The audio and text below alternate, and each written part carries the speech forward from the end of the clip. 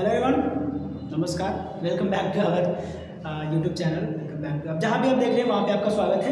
तो हमने 2 वीडियोस किए हैं इससे पहले, एक तो 3 वीडियोस, एक तो बेसिक इंट्रोडक्शन हमने किया, फिर कुछ एक टर्म्स देखे, फिर हमने डिस्कवरी और हिस्ट्री देखी सेल के बारे में। यहाँ तक की वीडियो कॉमन है, सारे बच्चे देख सकते हैं, सारे स्टूडेंट देख सकते हैं, 9th के हो, 11th के हो या फिर जनरल कॉम्पिटिशन के बच्चे हो, ये वीडियो भी सारे देख सकते हैं कॉमन। और इसके बाद जो भी 2-3 वीडियो आएंगे जैसे कि ओवरव्यू ऑफ सेल, वो भी सब देख सकते हैं। सारी चीजें सारे बुक में सेम दी हुई है, ठीक है। तो सेल थ्योरी के बारे में पढ़ते हैं। सेल थ्योरी में 3 साइंटिस्ट पढ़ेंगे, एक साथ 2 साइंटिस्ट पढ़ेंगे, फिर बाद में एक साइंटिस्ट को और पढ़ेंगे। तो जो पहले साइंटिस्ट थे वो कब आए थे? 1838 में आए थे, ठीक है। उनका नाम क्या था? मैथियस शिल्डन साहब था। वो जर्मन बोटनिस्ट थे, मतलब प्लांट पर रिसर्च कर रहे थे, बोटनी उनका डिपार्टमेंट था, ठीक है।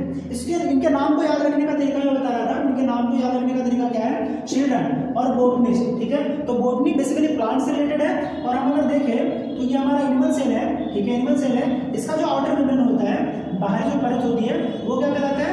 सेल मेम्ब्रेन या फिर प्लाज्मा मेम्ब्रेन या फिर प्लाज्मा लेमा कहलाता है, ठीक है। वहीं पे अगर हम क्या देखें, एक प्लांट सेल देखें तो ये उसका सेंट्रल वैक्यूल होगा, ठीक है। ये उसका सेंट्रल वैक्यूल होगा और ये उसका सेल मेम्ब्रेन होगा, और सेल मेम्ब्रेन के बाहर क्या होगा?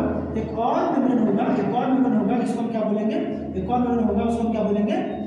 सेल वॉल बोलेंगे। देखो ये इसका जो ऑर्डर मेम्ब्रेन आ रहा है, सेल वॉल आ रहा है। वो सेल वॉल आ रहा है, मतलब सेल मेम्ब्रेन के बाद एक शील्ड जैसा आ रहा है, कुछ आ रहा है, ठीक है। तो वो किस में आ रहा है? शील्ड किस में आ रहा है? प्लांट सेल में आ रहा है, और शील्ड यहाँ पे आ रहा है, शिल्डन आ रहा है। तो शिल्डन साहब क्या थे? बोटनिस्ट थे। तो बोटनिस्ट तो थे, तो उन्होंने बहुत सारा प्लांट पढ़ने के बाद उन्होंने जो ऑब्जर्व किया उसको उन्होंने कैसे बताया कि जो भी प्लांट है वो बहुत सारे अलग अलग किससे बने हुए हैं? Composed of different kinds of cells which forms tissue of plant, ठीक है। बहुत सारे अलग अलग प्लांट्स है, वो बहुत सारे अलग अलग क्या है? अल्टीमेटली सेल से बने हुए, उनके सेल्स क्या कर रहे हैं? टिश्यू फॉर्म कर रहे हैं। और हम जानते हैं कि जाइलम एंड फ्लोएम बेसिकली आपने सुना होगा। तो टिश्यू फॉर्म कर रहे हैं डिफरेंट टाइप ऑफ सेल्स, ठीक है। उन्होंने ये क्या कहा कि plants are composed of different types of cells which forms tissue of the plant। उन्होंने ये लाइन कहा था, NCERT के एग्जैक्ट लाइन है, इसमें कोई छेड़छाड़ नहीं की है मैंने। फिर दूसरे साइंटिस्ट आते हैं, उन्होंने प्लांट के बारे में कह दिया, उनका कहानी हमने देख लिया। 1 साल बाद या फिर उसी टाइम पे रिसर्च चल रहा था, 1839 में, 1839 में थियोडोर श्वान साहब आते हैं, ब्रिटिश जूलॉजिस्ट थे। तो बोटनिस्ट, हम चिल्ड्रन अगर बोटनिस्ट देख रहे हैं तो दूसरे जो है वो जूलॉजिस्ट है, इसमें कोई लॉजिक की बात नहीं है। इन्होंने क्या किया? बहुत सारे एनिमल सेल्स पढ़े और उन्होंने उनसे थोड़ा सा ज्यादा काम किया।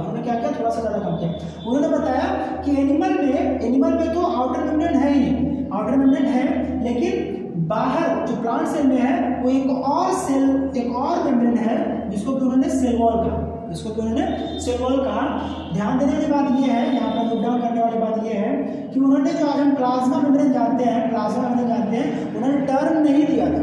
उन्होंने ये कहा था कि जो एनिमल सेल्स है उसमें एक ही लिमिटिंग मेम्ब्रेन है, लेकिन प्लांट सेल्स में उस मेम्ब्रेन के बाहर भी एक मेम्ब्रेन है, जिसको कि सेल वॉल कहा। उन्होंने सेल वॉल कहा था। बाद में जो प्लाज्मा मेम्ब्रेन का नाम बाद में पढ़ा था, उन्होंने प्लाज्मा मेम्ब्रेन का नाम नहीं दिया था, उन्होंने सेल मेम्ब्रेन के बारे में बताया था कि cell membrane is a character of plant cell. Presence of cell membrane is a character of plant cell. Plant botanist वो नहीं थे, लेकिन सेल वॉल के बारे में उन्होंने बताया। सेल वॉल के बारे में किसने बताया था? थियोडोर श्वान साहब ने बताया था। इस बात को ध्यान रखिएगा। और दूसरी बात ये है कि उन्होंने प्लाज्मा मेम्ब्रेन के बारे में नहीं बताया था, इन दोनों को मिला के एक चीज आई, जो पहला फॉर्मूला था, जो पहला पोस्टुलेट था सेल थ्योरी का, वो ये था, all living organisms are composed of cells and cell products. Product of cells भी लिखा जाता है, मतलब या तो वो सेल्स के बने हुए हैं, जैसे यूनिसेलुलर अगर होंगे तो किससे बने होंगे? सेल्स के बने हुए होंगे, या फिर सेल प्रोडक्ट, जैसे कि आप क्या देख रहे हैं? सेल प्रोडक्ट है, टिश्यू बन रहा है, या फिर हमारा ऑर्गेनाइजेशन लिया जाए तो क्या हम लोग हैं? सिर्फ सेल के नहीं बने हुए, सेल एक से ढेर सारे सेल्स बने, उनके फ्लूइड आए, तो बहुत सारे सेल या फिर सेल के प्रोडक्ट से बने हुए। ये पहला पोस्टुलेट था, इन दोनों को मिला था। लेकिन वो क्या हो गए? They failed to explain how the first cell was formed। पहला सेल कहां से आया वो बताने में वो कामयाब नहीं हुए, इस सवाल का जवाब वो नहीं दे पाए। ठीक है। सबने पूछा भाई तुम सेल कर रहे हो, आप लोग सेल कर रहे हो, तो पहली सेल की कहानी बताओ कि पहला सेल कहाँ से है, तो वो इसका जवाब नहीं दे पाए, तो एक तीसरे साइंटिस्ट आते हैं रुडोल्फ विर्चोव साहब। रुडोल्फ विर्चोव कब आते हैं? 1855 में आते हैं। 1855 में उन्होंने एक फॉर्मूला दिया, ओमनिस सेलुला ई सेलुला, ओमनिस सेलुला ई सेलुला। मैं इसको अंडरलाइन करके लिख रहा हूँ, ठीक है। आपको भी इसको अंडरलाइन करके लिखना है, क्योंकि और अगर टाइप करके लिख रहे हैं इसको तो इटैलिक में लिखना पड़ेगा। इसका मतलब क्या होता है? Cells arise from pre existing cells. उन्होंने क्या कहा कि ओमनिस सेलुला ई सेलुला cells arises from pre existing cells, जो पहले से सेल्स है उन्हें उसी से कोई दूसरा सेल बनेगा। जैसे कि हम हैं तो हम किससे बने? अपने पेरेंट्स से बने, हमारे पेरेंट्स वो अपने पेरेंट्स से बने हैं। तो कोई भी अभी जो हम सेल देख रहे हैं वो किससे बना हुआ होगा?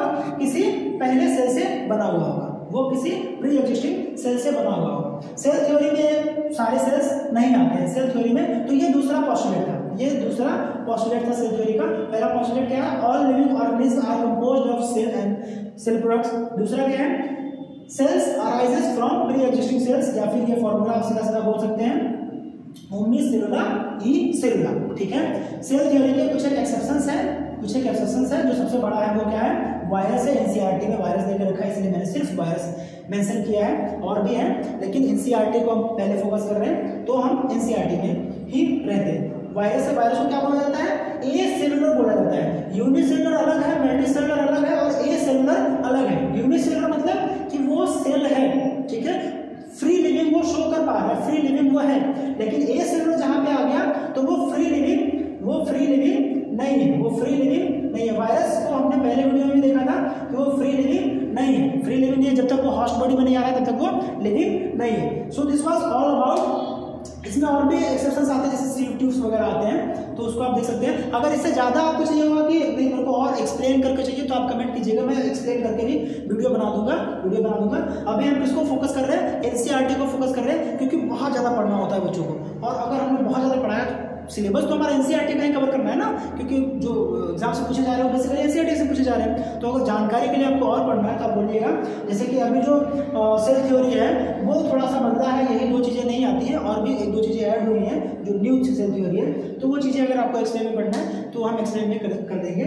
ये हमारा एनसीईआरटी का बेसिक है, एनसीईआरटी में जो चीज़ें दी गई है हम उसको अभी ले रहे हैं। तो उम्मीद करता हूँ वीडियो अच्छी लगी होगी, हेल्पफुल लगी होगी समझाने का तरीका। अगर कुछ और आपको चाहिए होगा तो आप कमेंट करके जरूर बताइएगा। हमारे प्रोत्साहन के लिए, हमारे मोटिवेशन के लिए कृपया इसको लाइक करें, शेयर करें और हमारे चैनल को सब्सक्राइब करें। धन्यवाद।